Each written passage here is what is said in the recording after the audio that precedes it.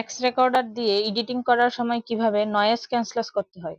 Hello new world family, welcome our channel. আজকে আমি আপনাদের জন্য আবারও একটি ভিডিও নিয়ে এসেছি। সেই ভিডিওটি হচ্ছে আমরা যারা এক্স রেকর্ডার দিয়ে ভিডিও এডিটিং করতে চাই, তখন এক্স রেকর্ডার থেকে ভিডিও এডিটিং করার সময় নয়েজ ক্যান্সেল করতে হয়। তো আজকে সেই প্রসেসটাই আপনাদের দেখাবো। তার জন্য প্রথমে আপনারা যে কাজটা করবেন সেটা হচ্ছে আপনারা আপনাদের মোবাইল থেকে এক্স রেকর্ডার অ্যাপসটি ওপেন করবেন।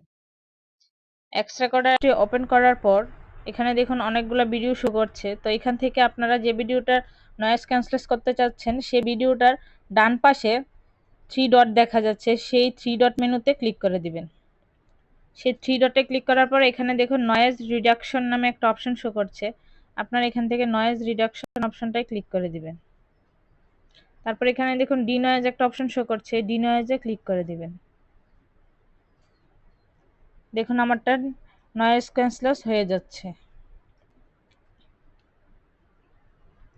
তো এভাবে যদি 100% নয়েজ ক্যান্সেল হয়ে যায়, তারপরে আপনার ভিডিওটা অটোমেটিক যে একটা আউট সাউন্ড থাকে সেই সাউন্ডটা চলে যাবে।